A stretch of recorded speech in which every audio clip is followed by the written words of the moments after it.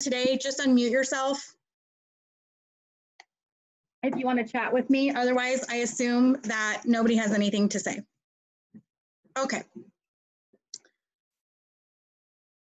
So today, we're going to go over the next step. So again, we're landing the plane a little bit more.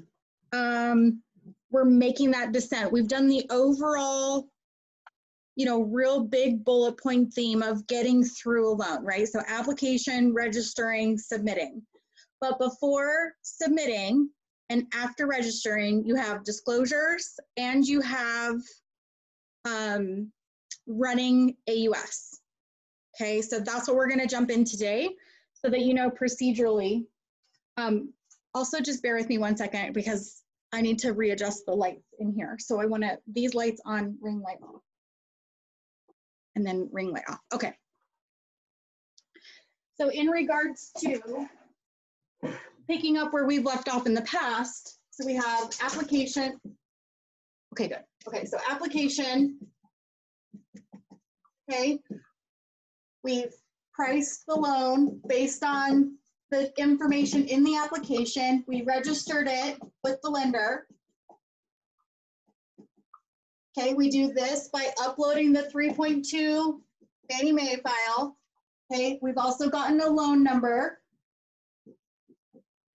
And now we're in this space. Okay, so now we're in this space right here. Okay.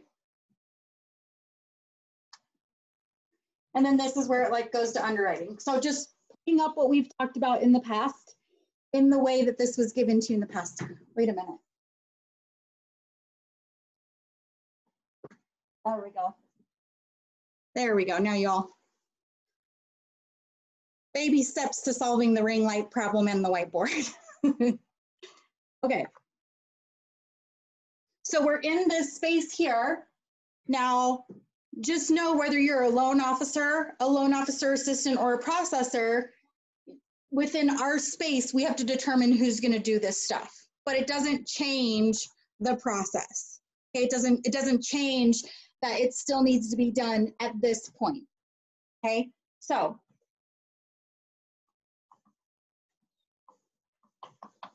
we are going to share the screen really quick. Okay, so we're going to cover importing into AUS. AUS is automated underwriting system. Okay, we're going to talk about credit importing, best practices, triggers. So really important bullet points or parameters within AUS that you need to be aware of, and then sponsorships. Don't worry if you don't know what that means right now, we're going to talk about it. Okay, so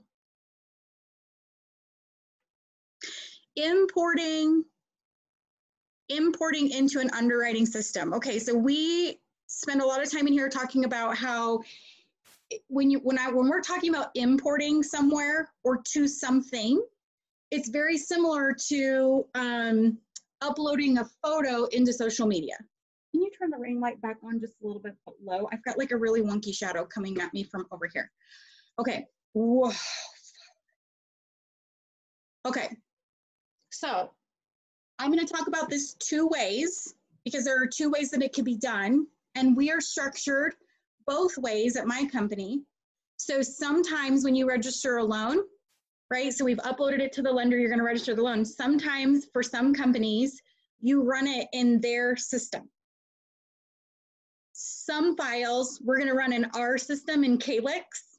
You might have Encompass. We have Calyx. We're going to run it in our system. So the first thing that I'm going to talk about is running it in Calyx, because that is the system that we use the most at my company. Okay, so again, we've taken the application, we've exported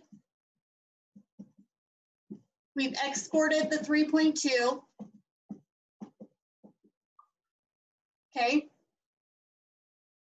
and then we've registered it at the lender. So now, when you're in Calyx, Calyx is the software where we took the borrower's information in the first place. Okay, so if we're going to run it into Calyx, we're going to jump out of the lender system. So this is the bank. Okay, so we're going to come back out of the banking system and we're going to go back to working in Calyx. Give me just a second because I'm going to open Jaime, our taco worker guy.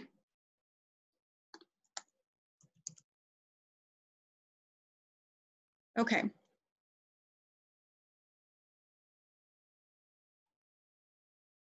Okay, so we're back in Jaime. He's our employee that we've been working with for the last couple of weeks. Okay, so we've got all of his parameters, his name, his income, his 2 years of resident history, his 2 years of job history. We've got everything that we need. And now we're gonna run it in underwriting because we need to see whether or not the parameters are gonna work. So in Calyx, what you're gonna do is you're gonna go, sorry, my Zoom dropped down and I can't see my, give me 1 second. Okay, here we go. So you're gonna click on interfaces and then you're gonna run it in Fannie Mae, okay? This is Fannie Mae is DU. It's DU, Desktop Underwriter, okay? Or Originator, sorry. So we're gonna go to Desktop Originator. It's gonna ask me for my password. It's gonna open up Fannie Mae Underwriting. Okay, so it's gonna, within Calyx, it's gonna take me to the Fannie Mae website. Okay, when I'm here, I want it to, so here's the differences here. The first time that you run, until you get a finding, you need to have the system import the credit and run the underwriting. You always are gonna do that one first. Now, if you run it and you get a finding, which means you get a result and you don't get an error code, and then let's say you change some of the parameters or you change any of the information in the file and you want to rerun the underwriting to see if the loan is still eligible or maybe it wasn't eligible before, and then you change some things and you want to see if the loan is eligible now, then you can just do underwriting only. But you won't, so if I try and do that now, it's gonna give me an error and it's gonna say, hey, you gotta give us a credit report first before we do that, before we run the underwriting scenario, okay? So we're gonna import, credit and underwriting. Can you answer that, please? Okay, and then it's gonna ask us, do you wanna reissue the credit report you have, which is what you want to do because you don't wanna re-pull credit for the borrower again. Okay, so we're gonna reissue the credit report and then we're gonna put our credentials in and their reference number is the number on their report, okay? And then you're gonna hit next. Now, it's gonna ask you, what kind of submission is this? What are we trying to do here, okay? If you're running a conventional loan, and you know you're running conventional, then you can just do preliminary findings. It's not going to run it up against any lender. Don't worry about if you don't know what that means, okay? So if it's a conventional loan, then you're just gonna do preliminary findings. If it's an FHA loan, you actually have to select a lender that you wanna run it in. Now what you see here, these are sponsors, okay? If your company is operating outside of Arrive and outside of, like, if you're signed up with multiple banks, you're like we are, right? We operate primarily in Calyx right now. So sometimes for me, when I'm structuring a loan and I don't yet know where what bank I'm going to put it into, I do all of this in Calyx, right? Or if I need to manipulate the data, or we're just real preliminary in the process. So somebody calls me and says, hey, Jackie, I really want to look at refinancing. Here's my parameters. They do the application.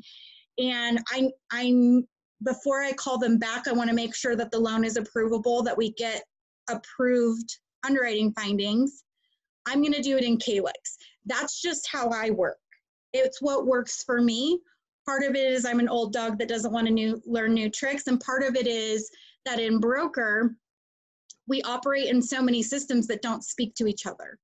So by doing it in Calyx first, I maintain control of the file. You maintain control of the file.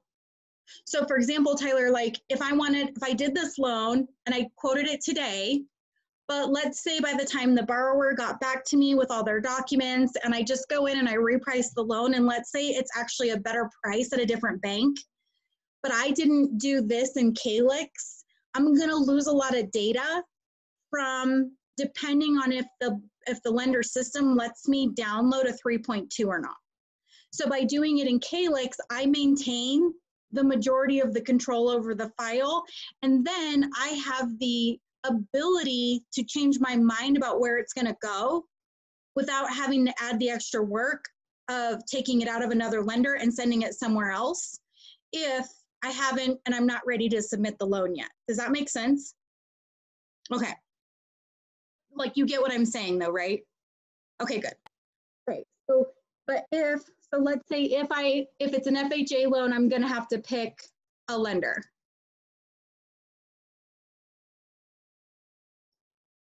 Okay. And then it's going to ask me what kind of product do I want to do. This gets really confusing, and I've actually learned a little bit about this just in the last like 4 or 5 months. So let's say your Calyx is marked as an FHA loan, but then you realize the borrower could actually go conventional and you forget to change the loan to conventional in the borrower screen in Calyx. This will automatically pop up for multiple products. And so now I know that if it comes up and doesn't give me the option to just run a single product, I know that there's a discrepancy between what I've chosen to run here and what my actual file says. Okay, don't worry about that. Don't worry about just know, like when you see this, like, oh, think to myself, like, oh, something doesn't match. So either my system is marked as a different type of loan that I'm asking it to run right here. Okay, so I'm just gonna pick single product and I'm gonna hit submit. Now what you're gonna find here, because I totally put in a fictitious password and a totally fictitious file number, is that I'm gonna get some errors, okay? DU is gonna tell me, or DO, desktop originator, DO, is going to tell me that I have an error. It was not able to give me an underwriting status. It was not able to determine whether or not my file was approvable because there was an error. So there's unknown recommendations. It's not going to be able to tell me whether or not it's approved or eligible. And the credit status was an error. That means that, I can tell you that I know I put the wrong password in. And so it had an error importing the credit into the underwriting file. So what you can do is click on these and it'll tell you. As a processor or a loan officer, if you're a loan officer or loan officer assistant running doing your own files or doing this before you hand the file off, you've really got to get knowledgeable about automated underwriting, because you will decline loans that are approvable and you will approve loans that are not approvable. Okay, and we're going to talk about some of that. So now it's telling me all the reasons that it can't give me an underwriting finding. I clicked on the word error. It's telling me the purchase price is missing. Anytime I see this one that says bankrupt within the past 7 years, I know that the declarations on page 4 are not complete. We'll go over that. It's on the list to go over today. Okay, and the citizenship is missing. It doesn't know how to, so one of the things that Fannie Mae will do when it's running the file for approval is it's also going to create a list of required documents based on the details and the parameters of what the borrower has. So the reason that citizenship is a reason that it can't tell us if it's approved or not is because citizenship, yes or no, dictates what documents are going to be required. So it can't tell us because it doesn't know if our client's a citizen or not. Okay. And then if I go back out, we'll go back to loan information, right? So it takes me back to this screen. I can click on error here and find out why my credit wasn't, oh, it pulls up the same thing. So then you scroll down and it tells you, so there's no data warnings in the 1003, which means that the data for my borrower, when it was requested to import the credit from the credit agency, it was matchy-matchy. Okay, so sometimes what happens is we update a birth date or we update a spelling after we've pulled credit, or like commonly for me is somebody will put my name as Jackie, but my legal name is Jacqueline. So then they'll update to Jacqueline and then they'll try and pull credit and this will come up and say, hey, the borrower's information doesn't match. Okay. Additional case warnings, you just got to read it, and product data. So this one is saying it's got a general error. Sometimes what happens is if you run it and you have an error,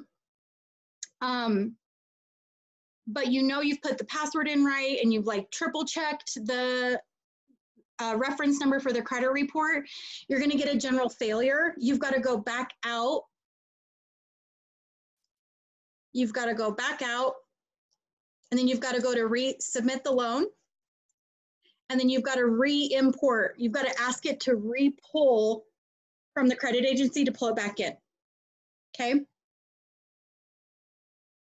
Now, if you are in this phase, the next thing that you should see is going to be, let's see.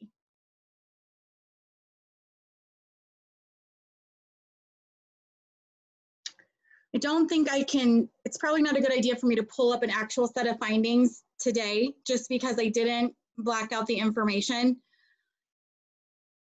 When you have DU, you want to, what you're really looking for is it's going to say approve, eligible. Okay. Oh, you can't see that.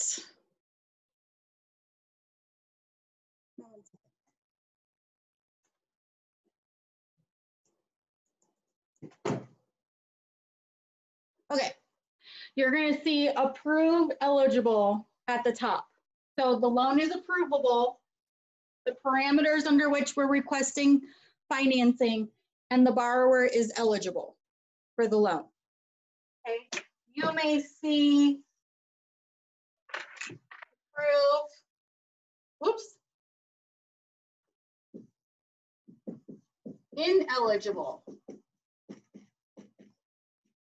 Okay, what this tells me, if I get approved ineligible, what this tells me is I need to tweak something in the loan.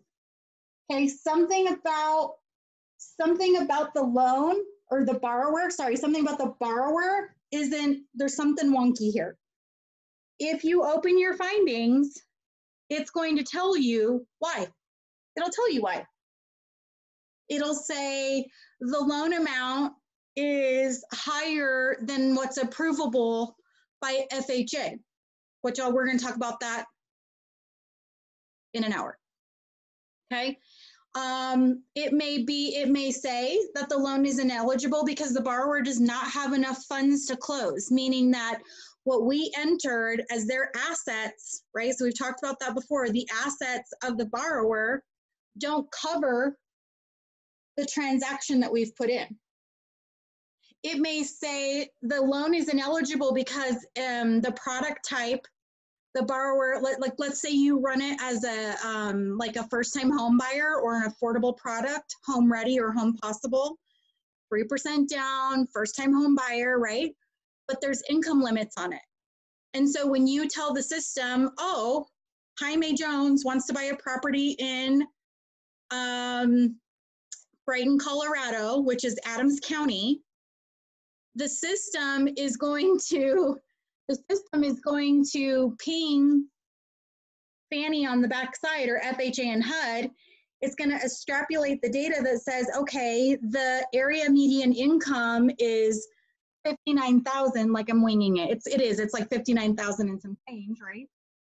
But let's say Jaime, I don't remember what Jaime makes right now, but let's say Jaime makes more than $59,000 a year. He's not eligible for the home ready or the home possible product.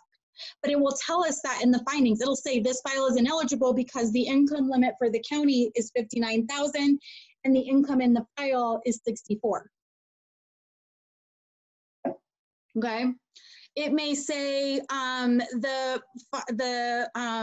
findings are ineligible to submit to Fannie Mae because there's too much cash out.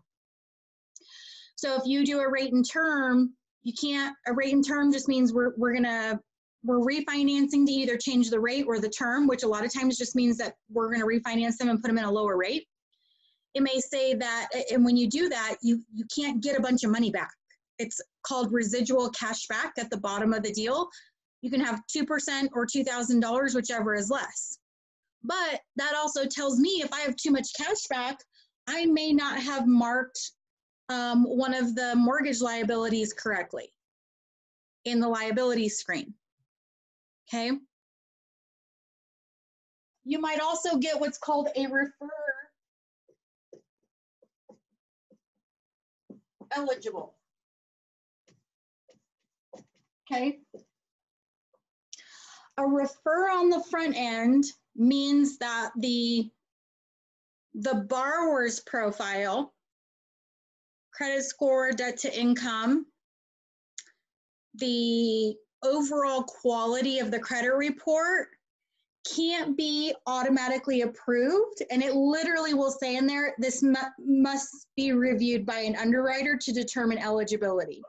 If you have a refer, this is what's called a manual underwrite, because that means that now the underwriter has to do extra work and review every single trade line on the credit report, every single everything about this file to determine if the borrower actually does meet the criteria for loan approval. Now,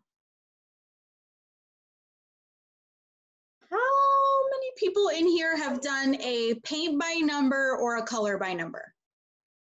Yep, this week. Okay. So the really cool thing about a paint or a color by number is when it's easy, right? Like think about the ones that you're doing with your kids, right? Like you and I are like, oh, this is a frog. Like we can see it right away, right? Approve eligible is like a color by number for a young child that even without the guide of what colors you should color in the picture, you can still determine what the picture is, okay? Refer eligible is like those ones that are like a bazillion lines and you're like, what the F is this gonna be? Like, I wanna color this because I wanna see what this is gonna turn out to be, okay? Our job as originators or advanced processors is to make the key for this picture. So if your loan application is not complete, you don't have 2 years of job history, you don't have 2 years of residency, you don't have a verification of employment, but you got all kinds of types of income in there. They got other income and bonus income and commission income, and you don't turn in a verification, you're not giving the underwriter the color by number key. And what happens is, with the information that you do give them, they start to color the picture, okay? But what happens is that the underwriter starts thinking, through no fault of their own, that this is a Chick-fil-A cow. And they're like, all right, this is a Chick-fil-A cow. You get an approval back and you're like, Dalmatians don't have udders. What the fuck? Because your color by number is a white Dalmatian with black spots, not a fucking Chick-fil-A cow. But you didn't give the underwriter the key. And listen, I say this joke all the time. I hope an underwriter never comes to my training. Because I say, you don't give the underwriter a key, they color around this thing like a 2-year-old. And then you can't, like a lot of times, you can't convince, has anybody ever tried to convince like a young child of something? And you're like, fine, fuck it, believe whatever you want. I don't even care anymore. You think that that's the case? You think that, I can't even think right now. Like, it's so ridiculous, right? Like, this is so ridiculous. And you're like, whatever, toddler, you just go and do your thing. I'm not arguing with a toddler about the color of this fruit snack. I'm just not going to do it. Okay. But what happens is now you have an uphill battle. And you now have to try and convince that underwriter that this is a Dalmatian and not a filet cow. And they're gonna be like, I mean, I don't know, it has 4 legs, it's white, it's got spots, like you told me the ears, it has the tail. So far, that all could be true for both animals. How many people in here have a sibling who is at the same, you guys have a memory and you remember it drastically different? And it's like, no matter what my sister tells me, like, that's not the way that happened because I experienced it through my lens. So what happens is now you've an uphill battle trying to convince an underwriter that this is a Dalmatian and not a cow. So that's why if you don't really understand AUS and how it works, you can spend a lot of time in this place that's unnecessary. This is so much more work for everybody. And some borrowers legitimately are going to be in this place. And they're going to be approvable. The most common borrower that's going to be in this place, refer eligible. So first of all, you cannot do a conventional loan with a refer finding, whether it's refer eligible or refer with caution, unless it's an error on the credit report. And then you have to like call your account executive and they have to call like a master underwriter because there's a trick to like updating the system or the credit report. Like the most common one is going to be like if you have a bankruptcy that the underwriting system is picking up, or foreclosure that the underwriting system is picking up but the date is wrong. Okay, that's really much more advanced, but you can't even do a conventional loan here. So if you're not invested in learning how AUS works and you get a refer, you're going to think you can't do the loan. But probably what happens here, and I can tell you after 13 years of experience, is we play with these loans. Okay, well, what if I lower the debt to income ratios by lowering the housing payment? What if I add a month of reserves? So reserves is the money that's left over in the client's account after the transaction is done. So let's say the borrower needs, between closing costs and prepaids and all that stuff, let's say the borrower needs $5,000, but let's say the borrower only has $6,000. Let me do this, you guys. Hold on. Let me do this really quick. Let's say we need $5,000 cash to close. So money to close, okay? And the borrower has, let's say they have $6,500.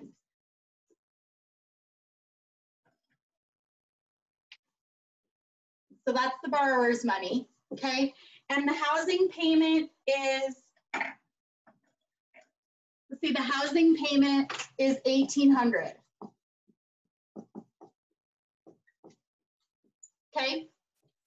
So the house payment a month is $1,800. The borrower, for the transaction, they need $5,000, and they have $6,500 in the bank. Right now, they have 0 months of reserves. Okay, because they need $1,500, they have $6,500, which means they have $1,500 left over. Okay.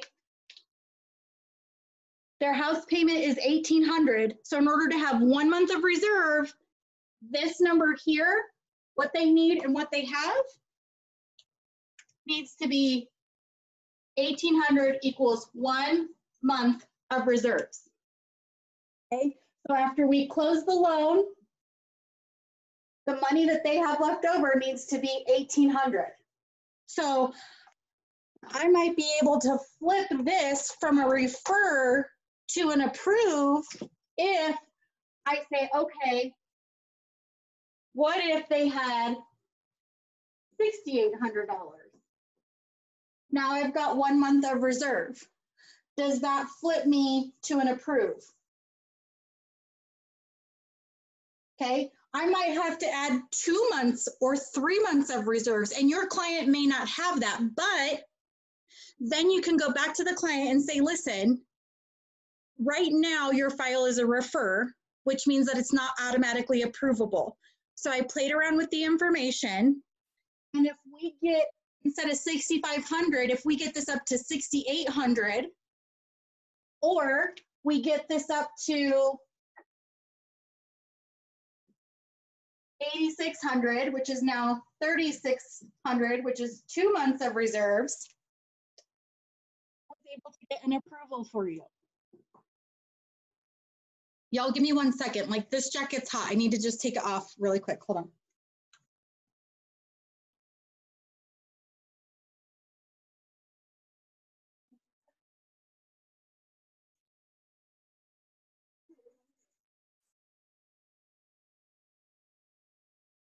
Okay, sorry. That jacket was really hot. Okay, so yeah. Quick question. So the 2 month reserves, is it dependable what bank it's coming from? So like you just said, like 1 month reserve or 2 month, does it vary from lender to lender or? Nope, this has nothing to do with the lender. It has everything to do with Fannie Mae's parameters of loan approval. So we have uploaded this into Fannie Mae. So we're trying to get approval in Fannie Mae. Okay. Sometimes you get a referral in Fannie Mae and you take it over to Freddie Mac, and Freddie Mac says, yeah, we'll do that. And Fannie Mae is like, no. Remember, so a couple trainings ago, I said, y'all, I didn't even know Freddie Mac existed for however long, right? Okay, so it doesn't matter, like, it doesn't have to all be in one account. So this could still be 6,500. And the borrower was like, yeah, I mean, I have a rainy day fund and I've got like $200 in my or $2,000 in my savings. And then I have like this Capital 360 account that is a money market account. And I have like, I don't know, I have like $800 in there. It doesn't have to all be in one account. It's just that the total has to equal. Okay. So there's a lot of work that goes into the front end of, you know, like approving a loan and running it through underwriting. Okay, so here's a really nifty trick.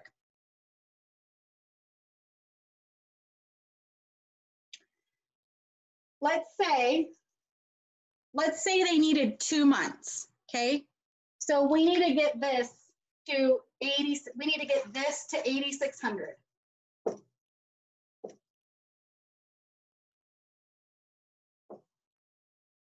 A typical closing, refinance, or purchase is about 30 days. Okay. How many pay periods do most people have in 30 days? 2. How much does your borrower bring home on a paycheck? Is it 1 borrower? Is it 2 borrowers? Can they swing this $3,600? Because on Friday, they're going to get paid their normal paycheck, and maybe they honey boo boo is going to get their paycheck. Okay, and now we're really close. Oh wait, now we're over. 3, 34, 9. Now we only need it, but now we have this much. Okay, when's their payday?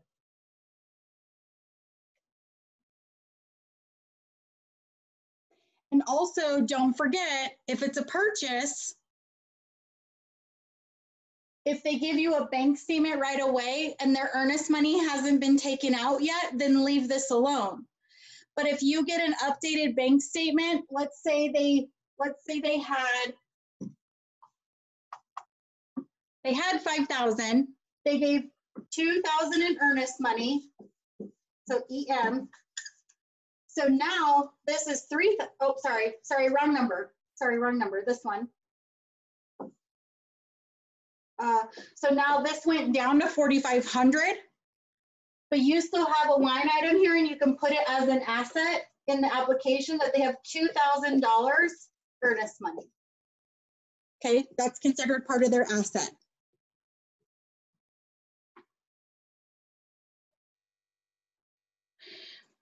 As a loan officer, this is why it's so important. Like if you are building relationships with realtors or you're building relationships with clients who have talked to a lender before and the lender said, oh, I have to wait 6 to 12 months, I need to wait 3 months, I need to save more money. People aren't doing this for them and telling them, oh, you only need $3,600. How quickly can you get that? Well, Jaime and his honey boo boo, they get it in one pay period.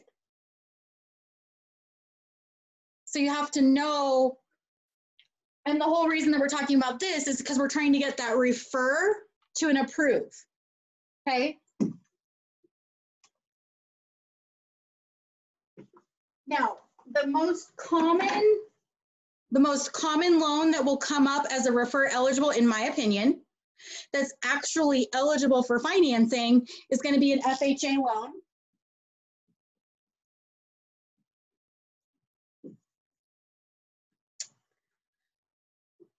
I'm going to teach you this, but right now in our current environment, loans in this place are not readily available. But I'm going to teach you this because we're going to come back to a place where we can do FHA loans with a 620 score. But more likely than not, if it's an FHA loan below 640 and your debt to income ratios are above 3143, you're most likely going to get a refer. Now, I'm going to teach you this because I have a suspicion that even though, so like, right now, even though HUD says we can do an FHA loan at that, the lenders are saying, hey, in order for us to do this loan, we need the credit score to be 640, 660, 680. And on Sunday, Fannie Mae also tightened up their underwriting guidelines. So when you're running files through underwriting like this, what would have been a no-brainer to approve 2 months ago might flip us a refer today, okay? But FHA has what's called compensating factors. So it'll approve the loan higher. Let's say we have 33 over 46, and we have a refer. That means that the underwriter is going to manually look at it. Well, Fannie Mae says, hey, there's 5 instances when we'll go ahead and approve a loan, even though the debt ratios are a little bit higher, because there are some compensating factors. Okay, so some of the compensating factors are, and I'm not going to dive into too much on this. I just want you to know that they exist, and we can do a training down the road about how to do these, how to calculate them, where to look for them, all the stuff. Okay, but one of them is called the income.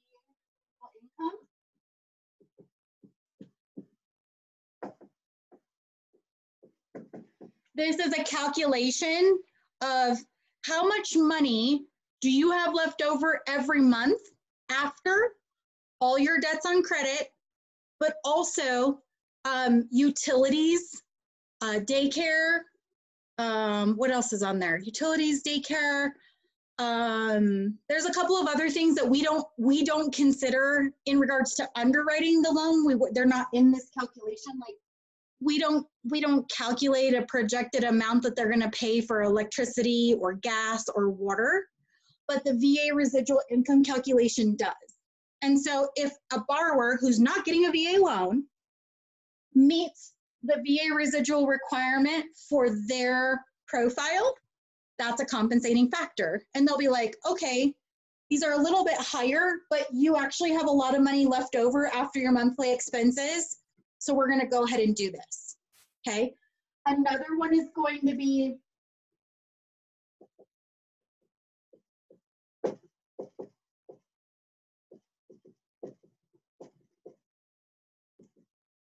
minimal change in housing expense.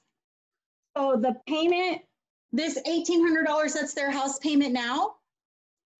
Maybe they were paying $1,750 in rent. Maybe they were paying $1,950 in rent, and this is actually lower.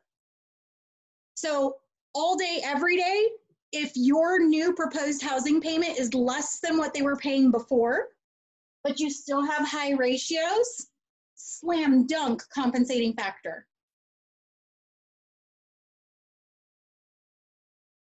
That's great for the Denver market. Right. The third, and so this has a couple of parameters. It's like, if it's 5% or $100, I think is what it still is. So let's say they pay $1,750, okay, and we're gonna raise them to $1,800. Still, this compensating factor applies. You can go all the way up to $1,850 here, and this compensating factor still applies. Okay, 3 months of reserves.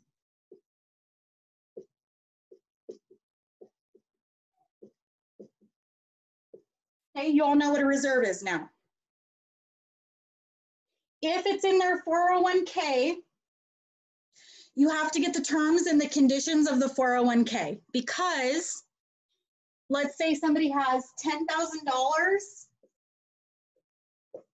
in their 401k, but it's not fully vested. So fully vested means, let's say they have an employer match. The employer matches dollar for dollar up to 3% of what the borrower puts in, but they only get that money once they've been employed for a year. After a year, the money is fully vested.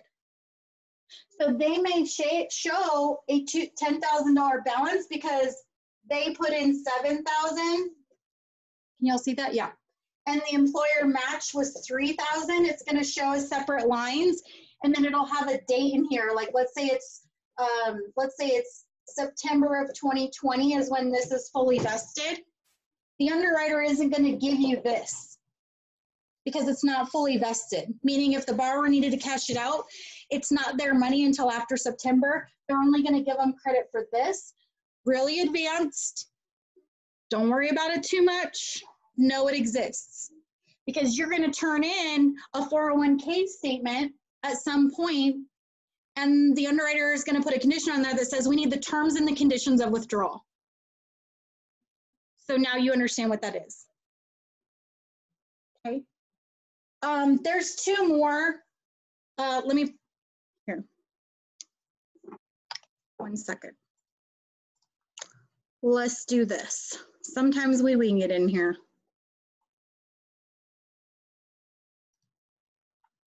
If I don't find, okay, so I don't have it readily available. There is a sheet that lists all 5. Now, if you have one compensating factor, you can go up like, I think this one is like 3347. You can go up to like 3347. And then if you have 2 compensating factors, you can go up to 4050, right? So the first number is the housing debt to income ratio. The second number is the total back end debt ratio. If you have 2 of these. And this is all stemming from the example that you got to refer eligible in an FHA loan. Most likely it's because the debt to income ratio is higher than what's automatically approvable based on their credit profile. If you don't know how to overcome that, you're going to tell somebody you can't do a loan that you can do. Okay, as a processor, if you're running DU, you're going to be worth your weight in gold And if you're like me and have the COVID-20, I am super valuable. And I'm going to go back to the loan officer and say, hey, we got to refer on the Jones deal. But if they have 2 more months of reserves, the deal is good.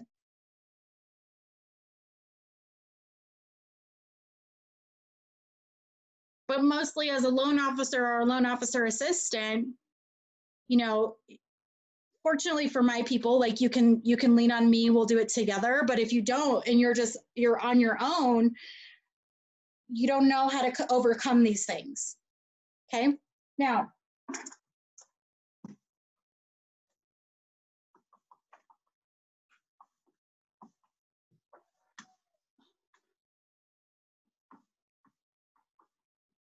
Oh my gosh.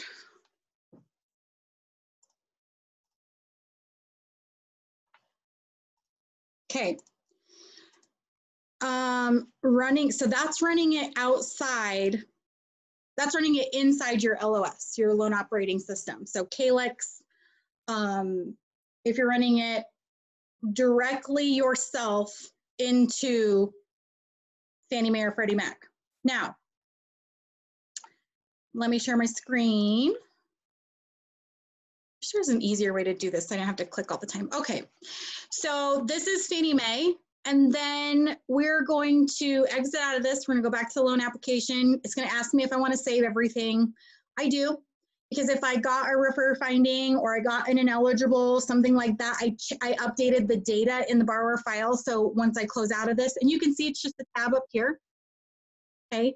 But now what I wanna do is, let's say I didn't get an approval and I wanna try Freddie Mac, okay? So I'm gonna go into services this time, and I'm gonna run Freddie Mac. I'm gonna run Loan Product Advisor, okay? Now this is already all set up. If you're a one-man shop, you gotta get on the phone with Freddie and have them walk you through. Like it took me 2 phone calls to get this set up in our system. I'm not a tech person, so don't ask me how I did it. Okay, and then I'm gonna hit submit. Now this is automatically gonna pull in my credit report. Right now it's sending it. Okay, so perfect, okay? So this popped up and said, you're missing some stuff. You're missing some stuff, and I can't run it through the system because you're missing these things. We're missing the estimated value of the property. We're missing the, it wants us to put a loan. They have a couple wonky things in LP that are super annoying. Like if I'm running it in Calyx, I don't always know what the loan number is yet because I maybe haven't registered yet. I'm missing some, it doesn't know what the purchase amount is that I'm trying to run. Joint asset, this is new. This is one of the other annoying ones. So, and then the declaration, see, we see that come up again. So what it's saying is it wants the agency case number. I just come in, this is let's see, if you just go to page 1, okay, I'm gonna put a 1 in both of these fields just to bypass that error message. I don't have a loan number yet. The purchase price, so we gave it a loan amount. I'm actually going to change this because Jaime was buying a house that was $280, and I don't remember what was his loan amount. Wasn't it like $275 that we were doing the other day?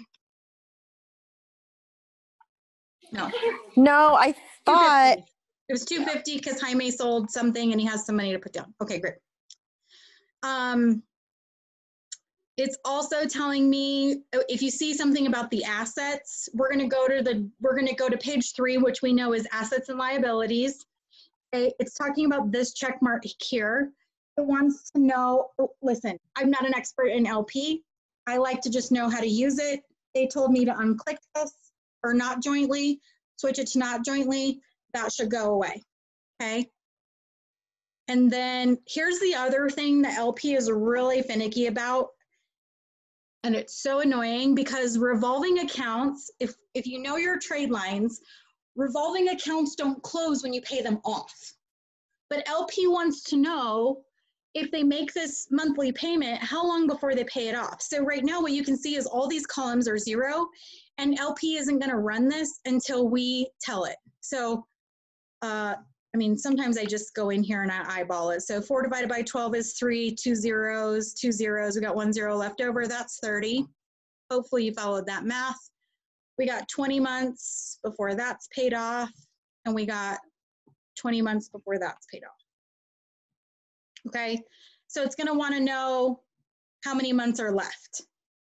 This paid off column is asking if we're going to pay it off with the loan. Like, let's say we have to reduce some of their debt to income load, or let's say they wanted to do cash out and pay this off. We're going to designate that here. And then you see it puts a check mark in here. So that's not what we want here. We just want to enter the months, which is here, okay? Then we're going to go back to services. I'm going to go to Freddie Mac, and I'm going to try and run it again. Okay, so it's still telling me I'm missing some data. I need the citizenship data and the transmittal data, which is the property estimated value field is not complete.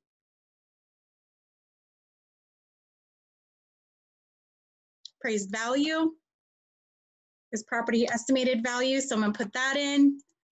And then citizenship. So I know on page 4, what do you know? My declarations aren't complete. So no judgments, no bankruptcy, no deed in lieu, not in a lawsuit, no foreclosure or deed in lieu. Are you behind on your student loans, or is the county Health and Human Services coming back after you to repay some of that food stamp money that you got that you weren't supposed to get? Are you obligated to pay alimony and child support? Down payment borrowed? Have you co-signed on a loan? Are you a U.S. citizen? Yes. Permanent resident alien. These ones cannot both be yes and cannot be both no. One has to be yes, one has to be no. Do you intend to occupy the property as your primary residence? You will get false findings if this is not answered correctly. You will get a false negative or a false positive. Okay, y'all hold on 1 second.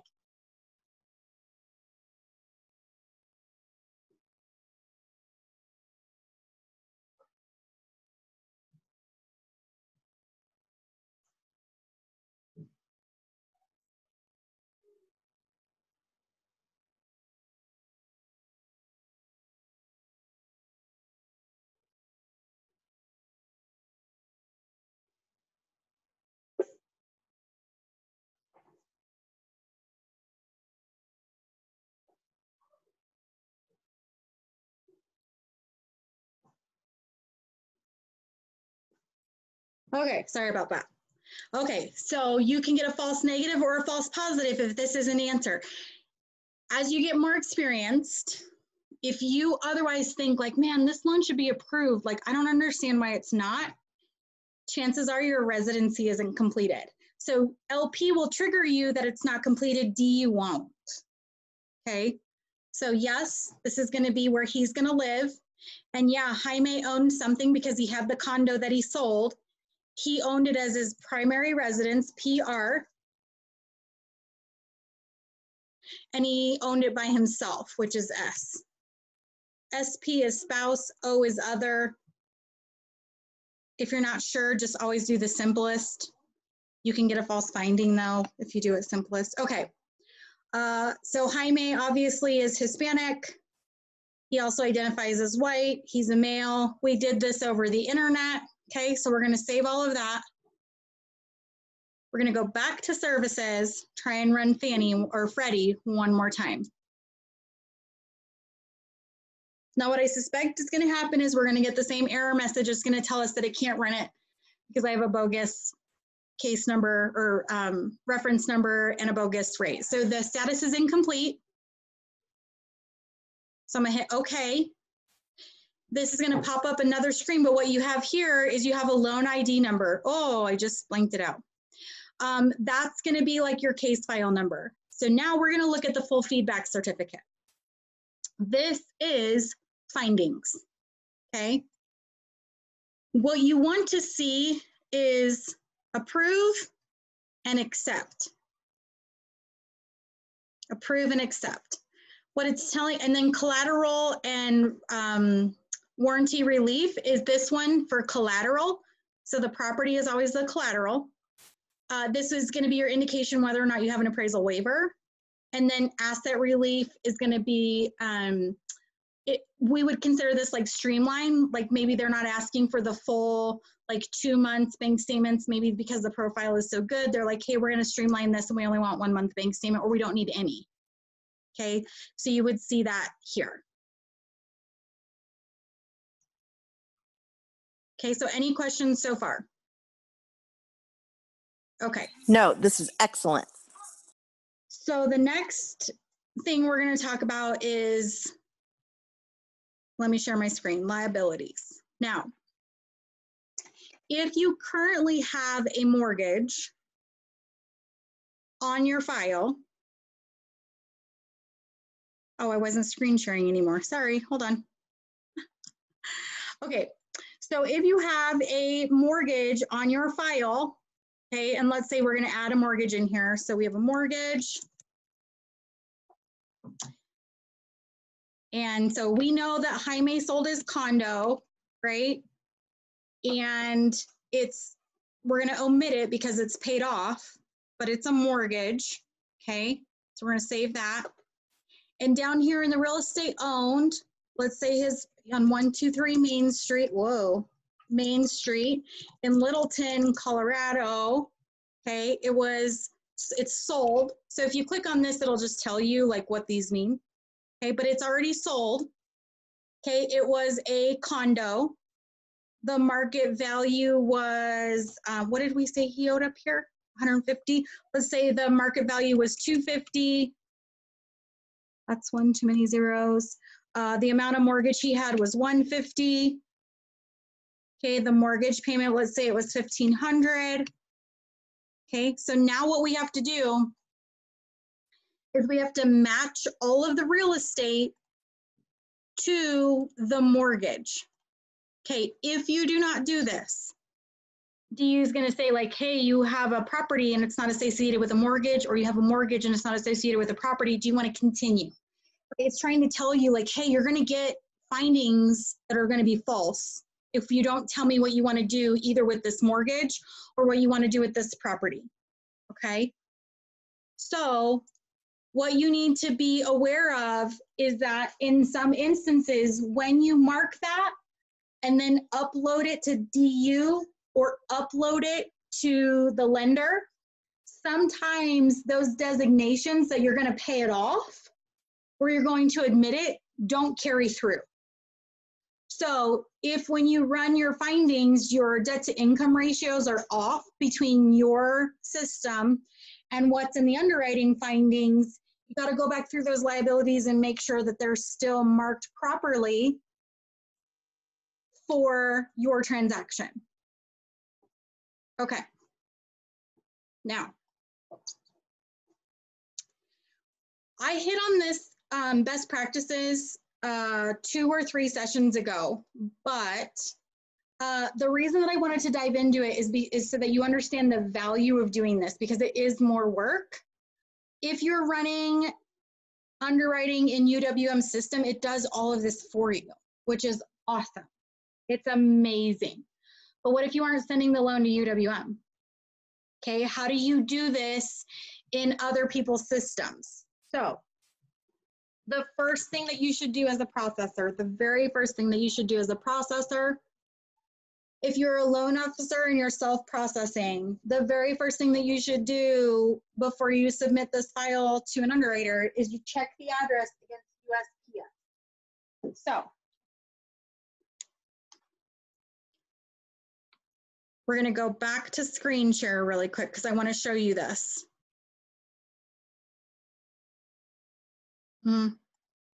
Okay, so we're going to go to USPS.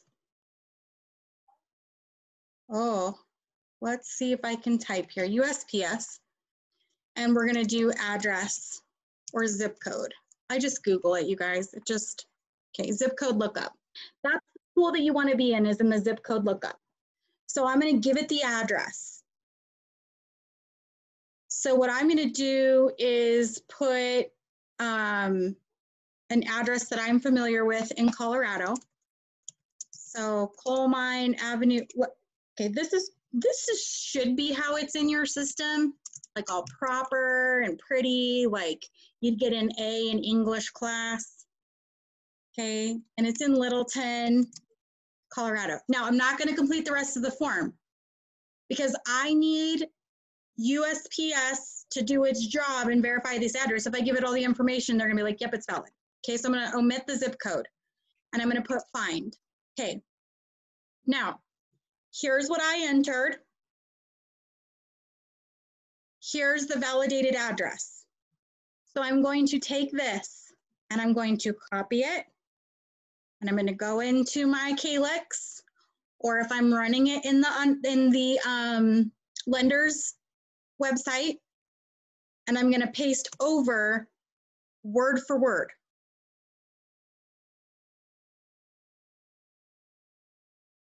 What you notice here is it's all caps. The reason that I wanted to do this is because when you run underwriting, there's a section in there that's going to say this address is validated. If you can validate the address, it pings a bunch of different data points in the backside that's going to make it more likely that you are going to get an appraisal waiver. Now, there are certain parameters under which you're not going to get an appraisal waiver. Like, you're just not going to get an appraisal waiver on a purchase loan that's only doing 3% down.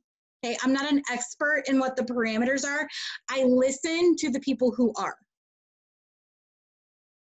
which 9 times out of 10 is Matt Ishbia's 3 minutes from UWM. You're welcome. Okay, so you want to make sure that that address is exactly how it is in USPS. Now listen, you're gonna have some anomalies. Like in Colorado, we have a lot of places where the address, mailing address city is different than the physical city address.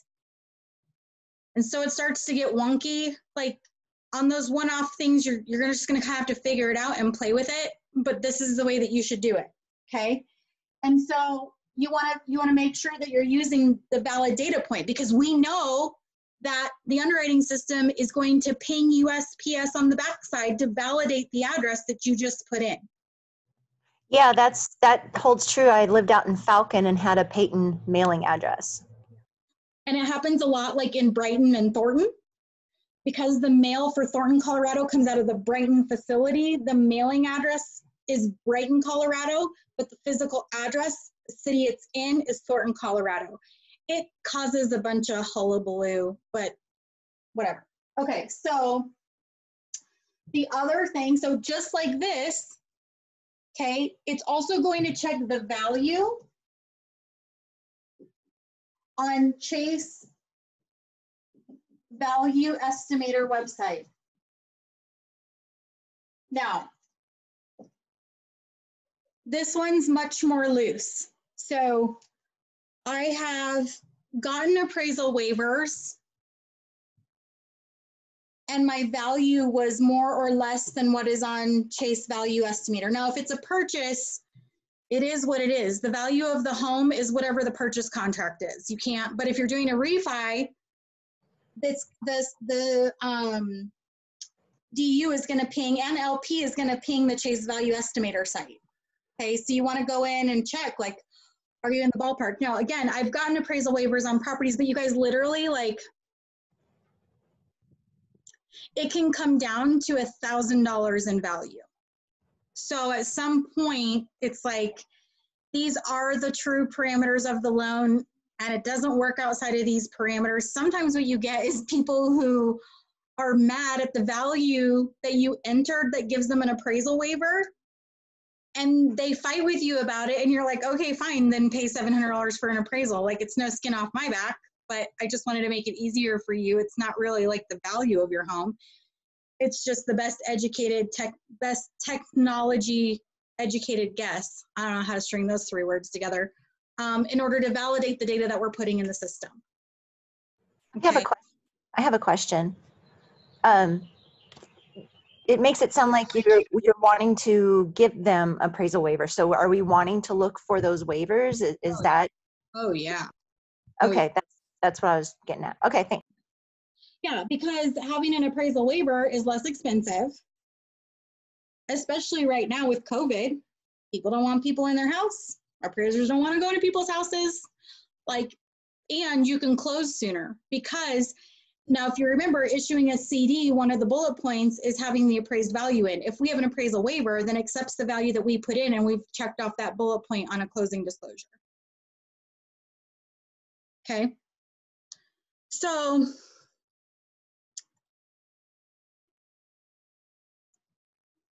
now Sunday, DU was updated to make some accommodations, as was LP for COVID. As far as I've seen thus far, we have not received a bullet point like exactly like we have to have 3 months reserves now, and we're not approving a debt to income over X amount. Okay. It may be out there. I haven't seen it. I typically try to be on the front lines of when those changes are coming out. On Saturday night, I was up until 10 o'clock running every possible loan in DU I could so I could get issued what's called a case number. Because the case number ties you to the version of DU or LP. So I tried to run as many of my, like I was trying to cheat the system a little bit. So that way my borrowers that maybe want to refinance here soon that are eligible now, if I didn't do that and didn't get a case number assigned and stuck to my file, then they would be on this new version and they may not be eligible. Okay. Sorry, I'm just going to reference my sheet here. Okay, so some of the things that we're seeing is exactly that reserves that we talked about. Okay, so let's say you run it in the system. And listen, you guys, the first like handful of times that you do this, even if you're doing it in UWM system, like you're going to get errors. You're going to get errors. And I've said before, like this is how you learn in this industry a lot of times so if you're not a baseball player or a softball player and you don't fail 7 out of 10 times, like this is going to suck for you. Okay, but if you're a softball player or a basketball player or a baseball player and you know that a batting average of 300 is pretty good, which means you're good 3 out of 10 times, you're going to be all right in this environment. Just prepare yourself. You're going to get frustrated. Here's the other thing. The more times that you run DU and LP and don't have an approval, the less likely it's going to give it to you. So if you have a file that maybe you haven't submitted, maybe you have. I had one, oh my God, you guys, I just closed one of these like right before COVID. And the underwriter ran it, and I mean, it was ran 14 times. And I had to say to them, release the file back to me. I'm gonna delete the case number and rerun it. And we got our approval back. But that's like one of the tricks of the trade. You don't know that you can even do that until somebody tells you. Okay, so let me show you what that means really quick because it's a really valuable tool. Like if you ever get stuck in a loan legitimately and you're like, you know that it could be approvable, like you know it could be. Okay, so what you're gonna do, and I can only speak for inside of Calyx, if you're in the lender system, it's gonna be different per lender how this occurs. But in Calyx, you're going to go to Interfaces, Fannie. You're going to go to Results. It gave me my case file ID here. It registered the file with the version of DU that I was running. Okay. I'm going to go in here. I'm going to click Edit. I'm going to take it out. Okay. Now it's gone. When I go back in to run underwriting, I have to re-import credit because it broke the link. But I'm going to be able to start all over. And you literally will get a finding that says the file is ineligible because the file has been run through DU too many times, and it appears that data may be being manipulated in order to obtain an approval. And there is a button on the first page where you can click, are you running this for a pre-approval? Click yes. Click yes. Okay.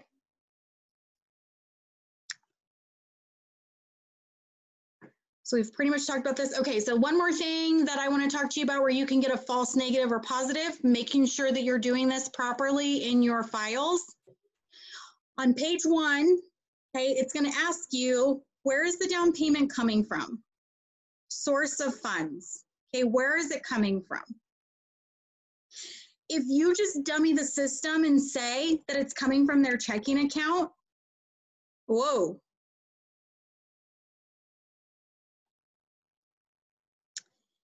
and you just say it's coming from the checking, the system is going to think that the borrower has saved this money. And that's a real positive when running underwriting. So you kind of have to be honest here. So we know that for Jaime, it is his money. He sold a property. So let's say they're selling a property and it hasn't quite closed yet. It's going to be, so they're different inside. So Calyx hasn't quite updated to match DU, but it will match when you run it. But it's going to be the equity from, equity from pending sale. Okay, let's say they've already put their earnest money down, right? We talked about that. Let's say they already put their earnest money down. So we're going to say deposit on the sales contract. Okay, where you will run into trouble when you can get a false approval where you're going to get an approved finding, but maybe it's not, is if they're getting a gift. Okay, and who is the gift from? Like, let's say you know that they're going to get $2,500 from their mom, but you just put in here that it's from checking. You're going to get an approval. And then when you submit it to underwriting, the underwriter is going to actually update it and say it was a gift, and you're going to get a refer. Not all the time, but if you go in approval and come out refer, this is going to be one of the reasons why. Okay.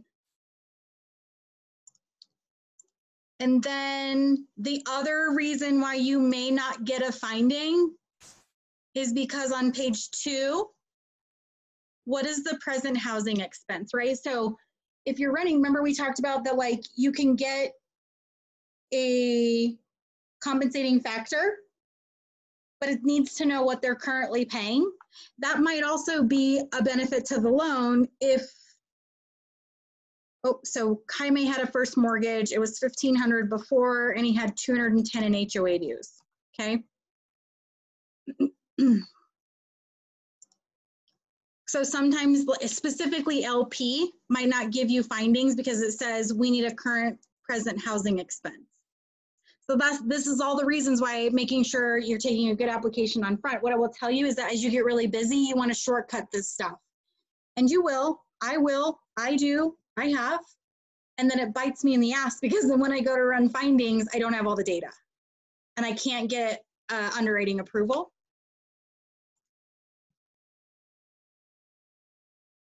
Okay. And then last thing really quick is sponsors. So let's talk about this. So sponsorships for DU and LP, all the sponsor is the lender that you want to send it to. Okay, so if you are a loan officer, your company has to go in and request the sponsorship so it's available to you. So if you're trying to do this in Calyx, or you're trying to do it in Encompass, or you're trying to do it in Arrive, and you're wanting to run it against a lender that isn't in the drop down, it's because you don't have sponsorship yet. They haven't granted you the access to do that. Okay, so sponsorship means that if I just signed up with 3 new banks, Home Point, Cardinal, and N2. So I have to go in and request sponsorship so that I can run underwriting in my system and not have to run it in their system, which ultimately gives me, I maintain the control over the file. Okay, so any questions over this so far? Oops, let me take it off that. Any questions over this so far? No? Not from me, it's good. No, I'm good, thanks. I was really expecting this to take a lot longer, so I don't have anything else on the list for today. Is there anything, other questions flowing into this or then flowing out of it that anybody has? I just have a real quick question and I'll let you go. So going back to the appraisal waivers, I know we need an appraisal for, is it VA? Yeah, so once you designate what kind of file it is, you may not, I don't know that you can even get an appraisal waiver on VAs. Yeah, that's what I was questioning because I don't think you can, which is why I was asking. Yeah. In FHA, you usually can't either. Yeah, isn't that the only one that you have, it's mandatory? Or is there another one that's mandatory?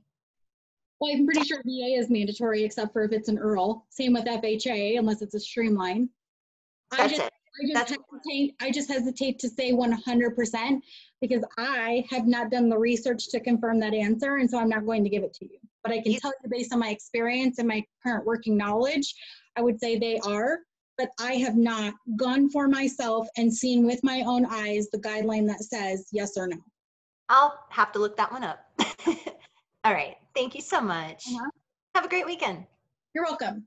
So basically after this, then just really quick, after you do this, you would be able to get back to the borrower and say, we're all good, issue them their lender letter that they can give to their real estate agent, telling them that they're approved. On our lender letters, it says, so like on our lender letter, it says we've collected their pay stubs, their bank statements, we've ran it through this underwriting system, and we have approval findings. If it's a VA loan, we say we've obtained their certificate of eligibility. And so I will tell you that a mistake that I've made a lot that I don't anymore because I got caught on it too many times is being like, oh yeah, they meet all the parameters, it's good to go.